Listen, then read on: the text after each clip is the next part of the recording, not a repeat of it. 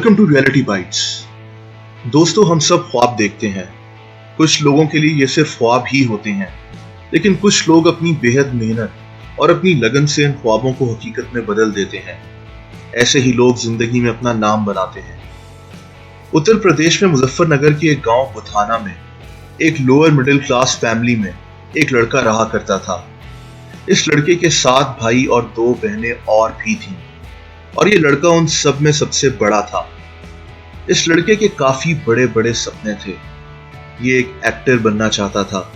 इसकी ख्वाहिश थी कि उसको भी लोग बड़े पर्दे पे एक दिन देखें। लेकिन इस गांव में अपने सपनों को पूरा करना तो दूर की बात, बेसिक एजुकेशन हासिल करना भी बेहद मुश्किल था। ये लड़का अपने 7 बहन भाइयों के साथ बड़ी मुश्किल से अपना गुजारा कर रहा था।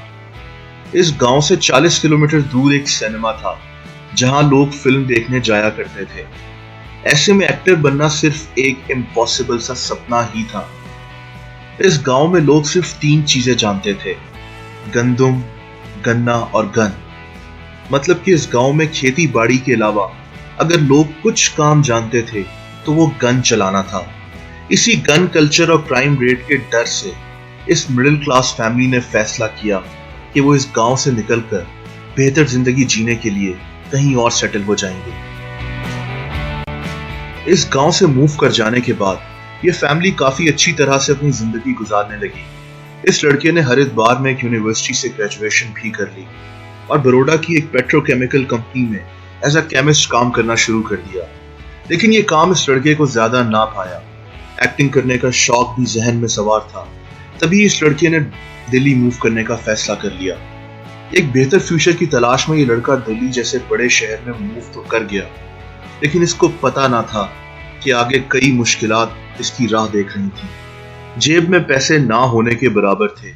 तभी इस लड़के को एक जगह वॉचमैन की नौकरी मिल गई और फिर इसने कई जगह एज अ वॉचमैन काम किया। इसी दौरान इस लड़के ने मुख्तलिफ थिएटर ग्रुप्स के चक्कर लगाना शुरू कर दिए कि कहीं कोई छोटा सा रोल मिल जाए। हालांकि उसको पता था कि उन रोल्स की उसको कोई पैसे नहीं मिलने, लेकिन उसके ऊपर तो सिर्फ एक्टिंग करने का जुनून सवार था। इसी जुनून को जहन में रख के इसने नेशनल स्कूल ऑफ ड्रामा में एडमिशन लेने का सोचा और उसको एडमिशन मिल भी गया। पैसे कमाने के लिए ये लड़का वॉचमैन की नौकरी करता और साथ साथ एक्टिंग सीखने के लिए इसने नेशनल स्कूल ऑफ ड्रामा में एडमिशन ले लिया था।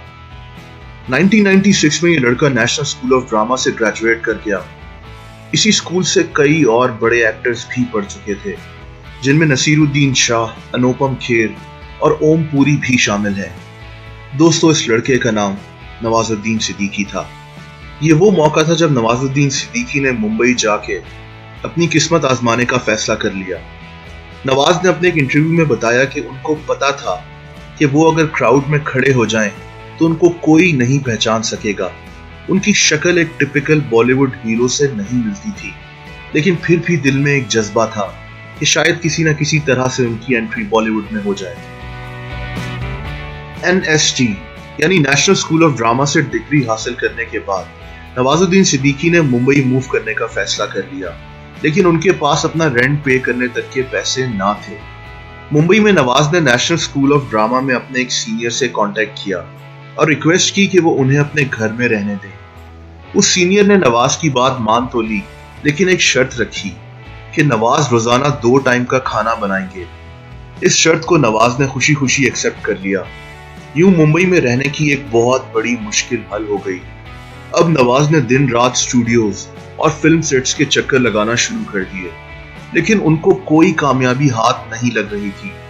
नवाज के मुताबिक कई बार उन्होंने वापस अपने गांव जाने का फैसला भी किया, लेकिन ये सोचकर ना जाते कि वहां उनके दोस्त उनका मजाक उड़ाएंगे कि हीरो बनने गया था और कुछ किए बगैर ही वापस आ गया।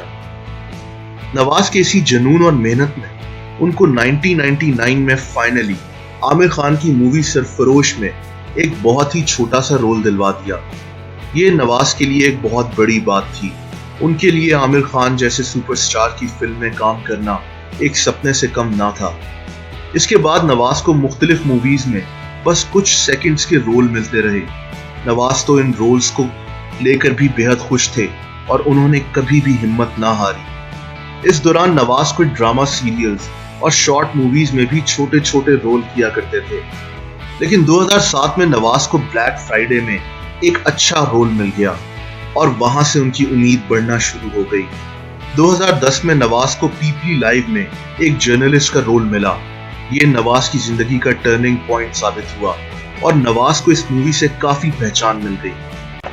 और फिर 2011 में फाइनली नवाज को मूवी पतंग में पहला मेजर लीड रोल मिल गया। उन्होंने पतंग में एक वेडिंग सिंगर का रोल प्ले किया। पतंग बर्लिन इंटरनेशनल फिल्म फेस्टिवल में भी दिखाई गई। यूं नवाज को फिल्म इंडस्ट्री में लोगों ने पहचानना शुरू कर दिया। नवाज ने सोचा तक ना था कि कुछ सेकंड्स के रोल करते करते वो एक दिन यहाँ पहुंच जाएंगे। अगले ही साल 2012 में नवाज के करियर का टर्निंग पॉइंट आ गया। उनकी मूवीज कहानी और गैंग्स ऑफ वासेपुर ने बॉक्स ऑफिस में काफी अच्छा परफॉर्म किया और नवाजुद्दीन सिद्दीकी देखते ही देखते एक स्टार बन गए। उनका पोटेंशियल फाइनली दुनिया के सामने आ गया। इसके बाद नवाज ने पीछे मुड़कर नहीं देखा।